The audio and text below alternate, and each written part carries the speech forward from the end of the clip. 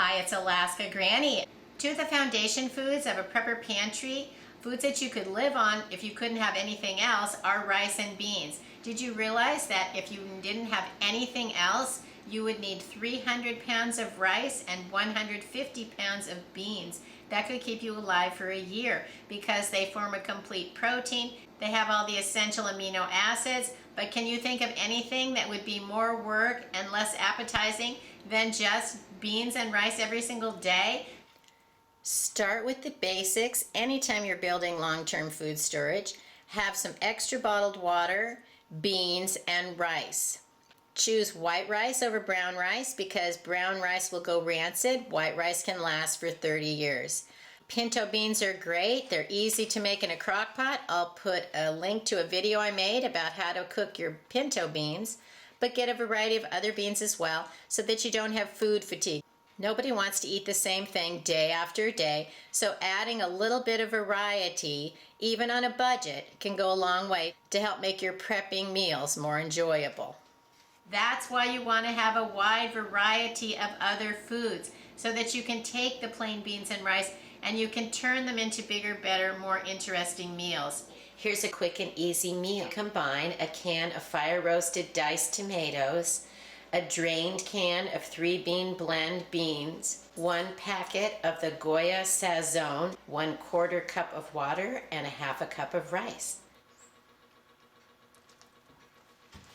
If you're in a hurry and time is short, you can open a few cans or packages of foods and make a quick meal, because cooking beans and cooking rice can take a lot of time and a lot of extra water and fuel that maybe we wouldn't have the electricity or the access to a stove to prepare those foods. So there are so many different ways that we can prepare that we need to take into account all of the different factors. We want foods that we could just tear open and eat if there's no electricity, foods that we could prepare together to make an easy meal, and then the longest lasting foods like beans and rice that you can store in an airtight container and can last for 30 years.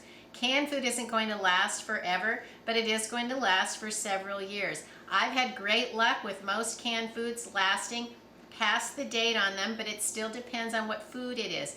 Meats have lasted longer, fruits not so much. So you still need to pay attention to the dates on your cans and try to rotate them within a reasonable amount of time. Because you need to remember, your prepper pantry is a working pantry. You need to work your way through it. Rotate the foods and then replace them so that you continue to have a fresh supply of the foods that you enjoy eating. Figure out what are the foods that you eat on a regular basis. Try to find a way to have those in your prepper pantry and your food storage stockpile.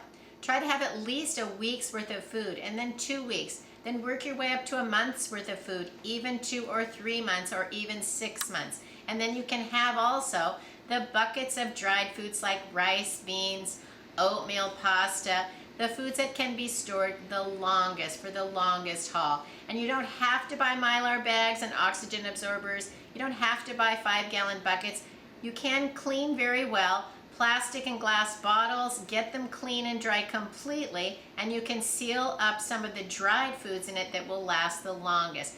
Into the clean containers, you can store those longest lasting dried foods. The rice, beans, lentils, split peas, oatmeal. The dried foods that will naturally last the longest can be put away, and then you'll have them even in little containers that you can get out and use it on a regular basis.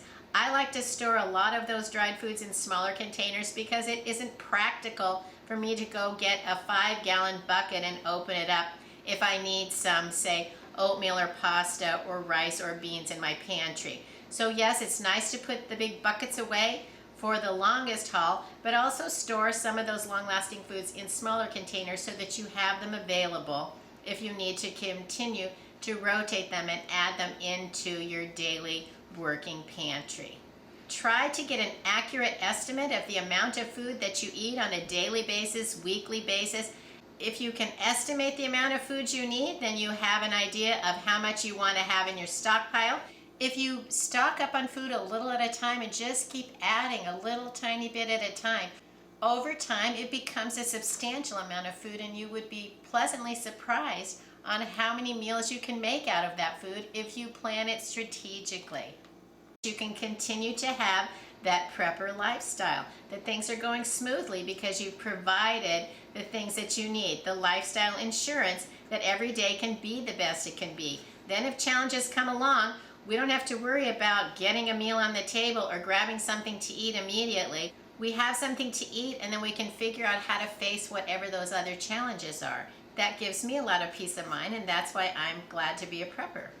If you have other suggestions on items we want to include in our prepper pantry, our food storage stockpile, and our prepping supplies, leave it in the comments below.